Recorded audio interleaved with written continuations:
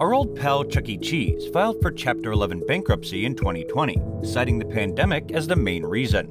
Throughout the decades, the restaurant became a beloved brand with over 600 locations across the globe. In 2019, Chuck E. Cheese saw $913 million in revenues and had about 15,000 employees. The news was quite devastating, and alternatively forced a lot of us to find new spots to celebrate birthday parties. The dreams of 7-year-olds to just roll around in a ball pit and play some arcade games had come to an end.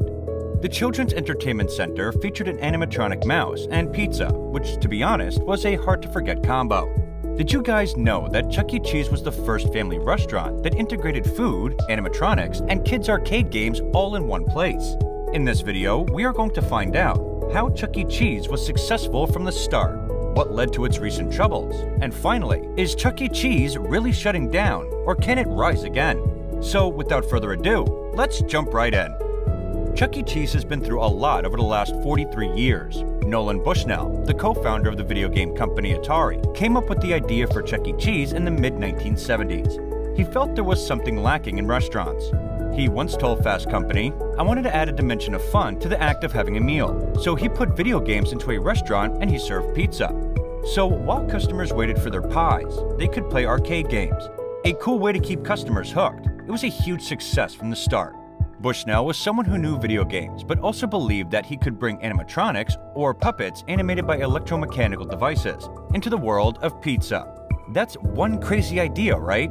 But recall the popularity of the Muppets back in the 1970s. They were on primetime TV, and even made their own feature film, The Muppets Movie, in 1979. Remember, this was a time before CGI, or computer-aided graphics. Bushnell saw the arcade machines he was selling to businesses for $1,500 were raking in over $30,000 worth of quarters over their lifetime, 20 times the initial cost. Now, that's one heck of a return on investment.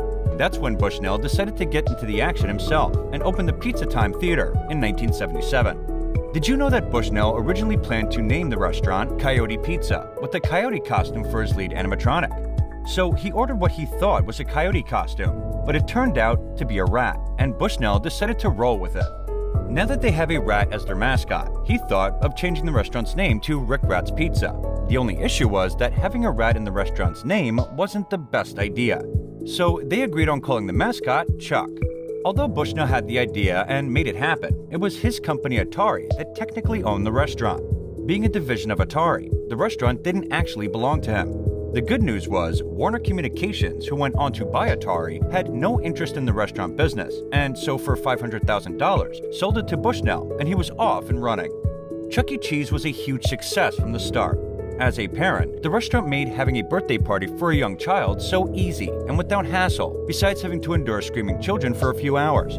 You could just sit back and relax while your kid was having the best time of his or her life, with fun play areas, exciting arcade games, and almost lifelike animatronics. No need to clean your house before and afterward. What a cherry on top. A key reason for the decline of Chuck E. Cheese has to be early competition, since Chuck E. Cheese was a huge success from the start, and things were looking so good for the rat. Bushnell was receiving requests from people to open their own Chuck E. Cheese restaurants. That's when Robert Brock, the founder of Residence Inn, came to make a deal for exclusive franchising rights in 16 states. However, soon after signing the deal, Brock decided he wanted out because he found a superior animatronics technology and opened his own competition chain, Showbiz Pizza. Bushnell sued, and the resulting out-of-court settlement was that Brock could go ahead while paying a percentage of his profits to Bushnell's company. The story continues, and a lot of people might not know this, but Chuck E. Cheese has gone bankrupt once before. The 2020 bankruptcy was the second time that Chuck has gone bankrupt. The first time was back in 1983. The main reason back then was twofold. The first was overexpansion. Brock's competing chain Showbiz Pizza Place restaurant came at Bushnell, and in an effort to outrun each other, both restaurants expanded insanely, opening up restaurant after restaurant without waiting to see how the new stores would perform after the initial hype. This arcade restaurant buildup came to a head in 1984. Both chains were expanding faster than they should have. This led to bad decisions on locations and a heap load of debt for both the companies. Second, the arcade video games became less popular with the increasing competition of home video games, and animatronics was getting old in the tooth by then, the main attractions for both chains. Things weren't looking good for either company, but to our surprise, Showbiz was able to raise some money and get out of this mess. Unfortunately, Chuck E. Cheese wasn't so lucky and had to file for bankruptcy. Get this, Showbiz ended up buying Chuck E. Cheese's assets for $35 million. In the early 1990s, the Showbiz company decided to merge the two chains and rebrand as Chuck E. Cheese. Things were looking good with over 300 Chuck E. Cheese locations, and the first decade of the 2000s was the high point for the restaurant chain. However, by the end of the early 2010s, the company started declining once again. Sales declines forced the company to reinvigorate the brand by giving the Chuck E. Cheese mascot a makeover. That didn't really work. Sales continued to drop. That's when Apollo Global Management, a private equity firm, bought the company for $950 million. Sounds good, right? But with a leveraged buyout, private equity firms buy companies with mostly debt and little cash. The acquired companies are saddled with huge debt levels. However, these companies usually have stable revenues and cash flows. Not in Chuck E. Cheese's case, as their sales were still in decline. Apollo and the management team tried to revitalize the business, but it just wasn't enough. While they were making money, the debt load was so heavy, between $1 to $2 billion, that they were barely able to make interest payments, let alone reduce its debt. The company struggled, so in order to make customers come back, management made some radical and controversial changes. In 2016, they replaced their iconic arcade tokens with PlayPass cards. Additionally, they decided to retire their now dated animatronics, a move which turned off some of their nostalgic longtime customers. It's true that things hadn't been going very well even before the pandemic.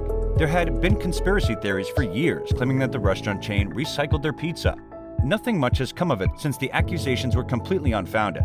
That's until 2019, when Shane Dawson, a popular YouTuber for doing stupid stuff, went to a local Chuck E. Cheese and posted a video with pictures showing multiple slices that didn't seem to match up with each other. The video went viral and quickly attracted more than 15 million views.